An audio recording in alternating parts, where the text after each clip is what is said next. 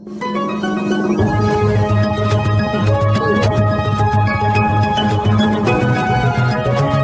कुत्रं कसं काय खाली आलं म्हणून नाही का पळत जाऊन बघितल्यावरच ते कळलं की विषय असं झालाय. रोज त्रास देत होता, रोज मारायचा, रोज त्रास द्यायचा, रोज जेवण न करता. सोलापूर शहरातील मोदीखाना परिसरात एक धक्कादायक घटना समोर आली आहे. घरगुती वादातून 39 वर्षीय विवाहितेने राहत्या घरात गळफास घेऊन आत्महत्या केल्याची घटना उघडकीस आली आहे. उपचारादरम्यान तिचा मृत्यू झाला असून मृत महिलेच्या कुटुंबियांनी सासर पक्षावर गंभीर आरोप केले आहेत.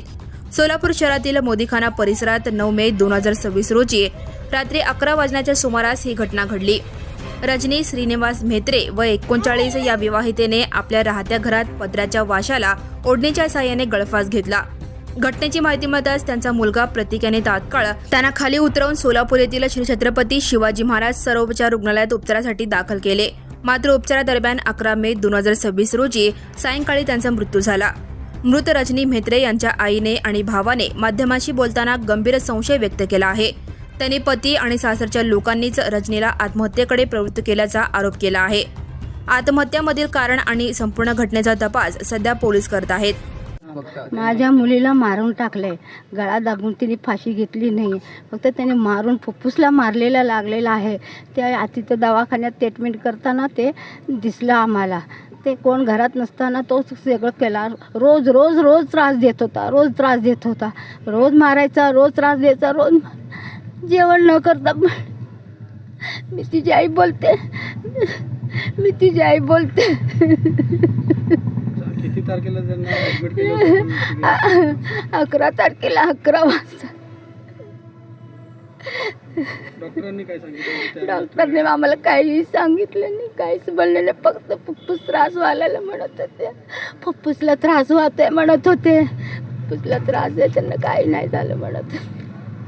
त्यांच्याशी काय बोलणं वगैरे झालं? त्यांनी तुम्हाला काय सांगितलं? काही बोलली नाही, डोळे उघडले नाही, बोलली नाही, काहीच नाही केली तिने.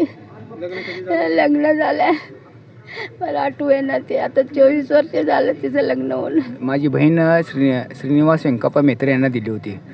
तर त्यांचा विषय असा झाला की MSCBमध्ये म्हणून आम्हाला फसवणूक करून त्यांनी कामाला आहे म्हणून नाही का आम्हाला आशा दाखवले. आशा दाखवून नाही का नंतरनं काय झालं माहिती आहे का, 4-5 वर्षांनी 3-4 2 मुलं, 1 मुलगी 2 मुलं झाले. त्यानंतर कामाला नाही आणि सासू सासऱ्याकडे राहत होता. आम्ही सांभाळून घेतलं त्याला. सांभाळून घेतल्यावर सुद्धा त्यांनी शेताचं विक्री करून स्वतः परस्पर दारूच्या नशेमध्ये बायकोला हाणमार आणि लेकरांना हाणमारी करणार, गल्लीत पूर्ण तमाशा करणार आणि गल्लीतले लोक मारून वैतागले आणि आम्ही स्वतः मारून त्यांना वैतागलो. वारंवार आम्ही पुन्हा कंप्लेंट देऊन 112 100 नंबरला यांना फोन करून सुद्धा त्यांनी कंप्लेंट घेतली नाही आमची. आता सध्या परिस्थिती अशी झाली की 9 तारखेला रात्रीच्या 10 वाजता असं झालं की त्यांचे नवरा बायकोचे भांडणं असे आम्हाला लोकांकडनं कळाले की आपल्या इकडे भांडणं चालू होते. तर आम्ही पळून जाऊस तर तो व्यक्ती घरी जाऊन आणि आमच्या बहिणीला आत्महत्येचा प्रवृत्त करून आम्ही हॉस्पिटलला 11 वाजता आणले. इथं ती लटकलेली होती आणि त्याचा जे साथीदार आहे कुत्रं आमचं जिम्मी, ते वाचवायचा प्रयत्न करण्यात आला तर त्याचासुद्धा मारलं. नंतरनं हा लहान मुलगा की कुत्रं कसं काय खाली आलं म्हणून नाही का पळत जाऊन बघितल्यावरच ते कळलं की विषय असं झाला आहे. तर आता ते आत्महत्येचा प्रवृत्त करून आणि अटेम्प्ट टू मर्डर झालेलं आहे.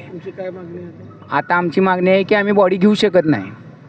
आता जोपर्यंत पोलीस आम्हाला कारवाई आणि योग्य दिशा देत नाही तोपर्यंत आम्ही बॉडी हातात घेणार नाही, एवढीच आमची विनंती आहे.